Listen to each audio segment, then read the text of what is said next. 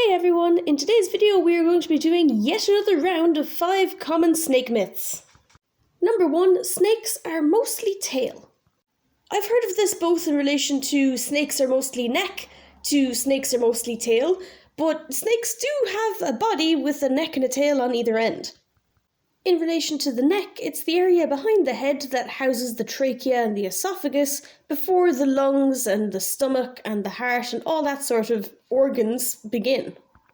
When it comes to the tail, you're going to go throughout the body, it's just body, and then there is the cloaca, also called the common hole, which is the one hole that's used for poop and pee and sexual reproduction and laying eggs, etc.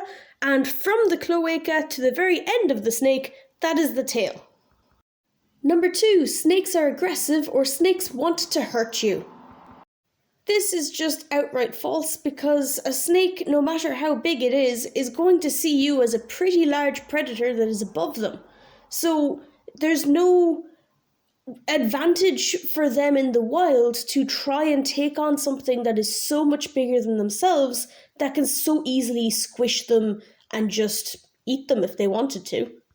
Snakes are very good at feeling vibrations in the ground, and you can tell that they're very good at this because a very small light mouse or a small lizard running past, they can feel this and they go, oh, there's something to eat nearby, and so they will pursue that if they're in the mood for eating. Now imagine how loud we must sound walking along, crashing through twigs and leaves and dirt. We must sound horrifying.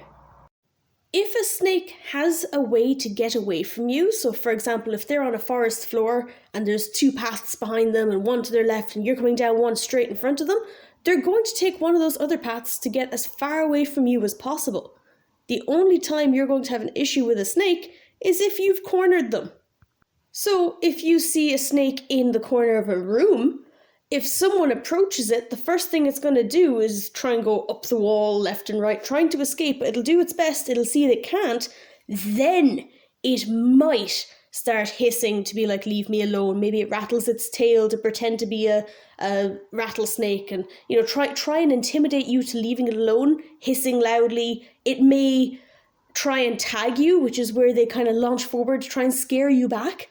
But they're only doing this because of the fact they cannot get away. So if they have a way for them to avoid you, they will take it. So they are in no way aggressive, only defensive. And also, just in an off branch of that, if anyone's looking at a snake going, how do I tell if it's dangerous? If you're not going near it and not messing with it, it's not going to be dangerous. It's a pretty simple thing to figure out. Number 3, all snakes are poisonous. This is something that is kind of a pet peeve per se, or like a running joke with anyone who has reptiles, is the difference between poisonous and venomous. If something is poisonous, you need to eat it for it to affect you. So a slice of cake on a table that has poison in it, if you walk past it, it's not going to bother you, the cake isn't going to bite you, but if you eat it, you will die of poison.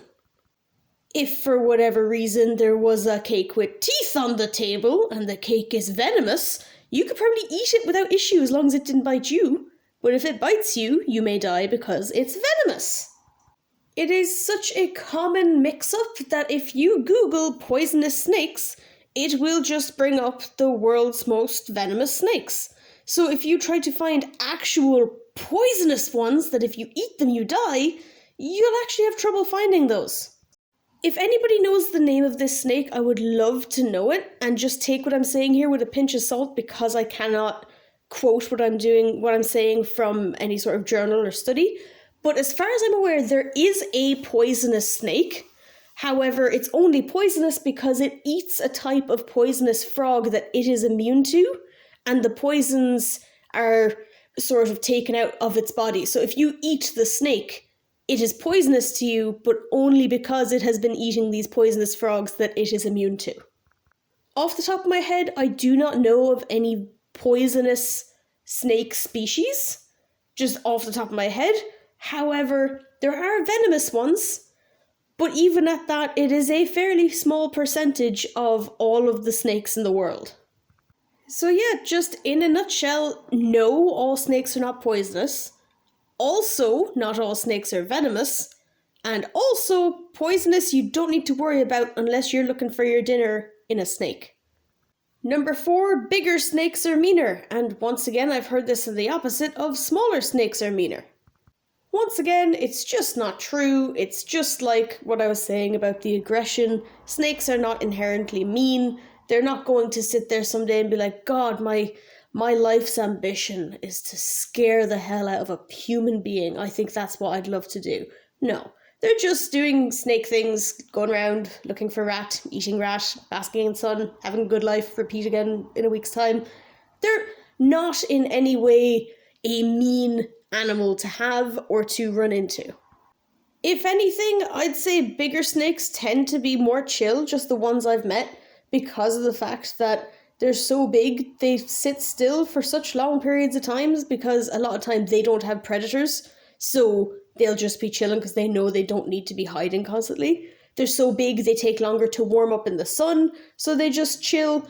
I just find bigger snakes are more chill in my opinion, but again, my experience with bigger snakes has always been pet snakes. And the last one for today, number 5, snakes lick the air because they're hungry and looking for food. Snakes have got a talent that we don't, where when they lick the air, they can taste it, so they can better smell and figure out what's going on around them. They have an organ in their mouth called the Jacobson's organ, and what they do is their tongue has got 2 pieces at the end you've seen before in like pictures of the split tongue, and each end of that tongue is gathering information in the air when it's flicking around, being pulled back in, put against that Jacobson's organ, so they can think, right, last time I smelled that smell, that creature gave me food. So it's like, okay, that's a person. Is there food? Sniffs again. No, I don't smell the smell that's associated with rats, so it's not feeding time. Maybe it's handling time. So on and so forth. They've got very, very good sense of smell that they use their tongue to help them gather more information so they can more accurately judge a situation.